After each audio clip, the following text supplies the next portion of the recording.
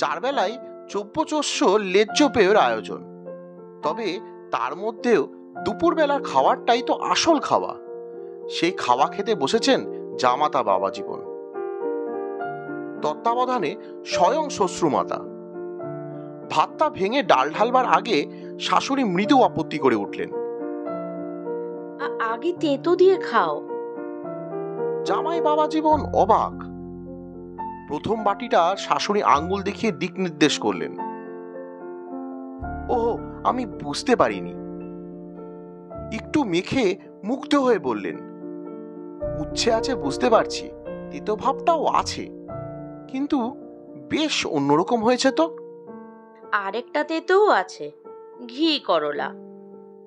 ঘি করলা? ওই যাকে তোমরা কলকাতার লোক কাঁকরোল বলো। তিক্ত পর্ব শেষ হলে জামাই খেলেন নারকেল দিয়ে সোনামুখের ডাল আর ভাত, সঙ্গে কয়েক পদ ভাজা, আলু ভাজা, কুমড়ো ভাজা, পটল ভাজা, বেগুন ভাজা। এরপরে তরকারির পালা। এটা তো মোচা মনে হচ্ছে।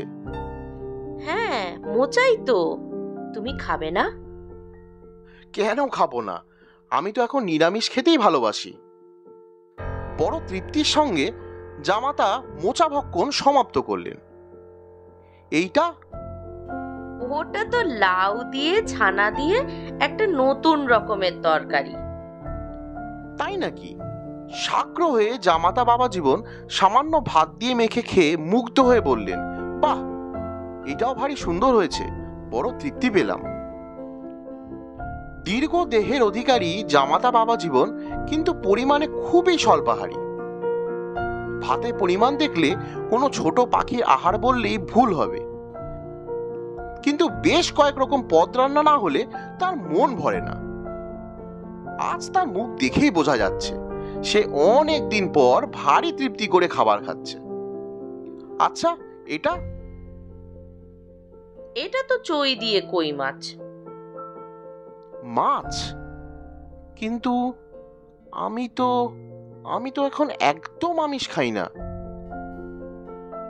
খাবে না? শাশুড়ি মায়ের মুখ কালো হয়ে গেল।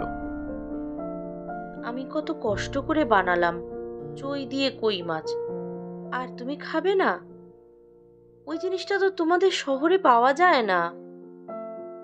আচ্ছা থাক, তাহলে আমি সরিয়েই নিচ্ছি। জামাতা একটু চুপ করে রইলেন, মাথা নিচু করে কি যেন ভাবলেন। তারপর বললেন, থাক, সরানোর দরকার নেই, আমি খেয়ে নিচ্ছি। খেতে খেতে অস্ফুট স্বরে বললেন, হ্যাঁ, এই রান্নাটা আমি আগে ওর কাছে খেয়েছি, ঠিক এমনটাই। একটু দূরে দাঁড়িয়েছিল জামাতার ভৃত্য উমাচরণ। সে বড়ই অবাক হয়ে গেল। মনে মনে ভাবল, দেখো দেখি বাবা মশাইয়ের কাণ্ডখানা। মা ঠাকুরন চলে যাবার পরে আমরা এত সাধ্যি সাধনা করেও ওনাকে এক ফোঁটা আমিষ খাওয়াতে পারতাম না, আর আজকে যেই শাশুড়ি বলেছে অমনি মাছটা খেয়ে নিলেন। সময়টা 1903, অবিভক্ত বাংলাদেশ। শাশুড়ি দাক্ষায়ণী দেবী, জামাতা বিশ্বকবি রবীন্দ্রনাথ ঠাকুর।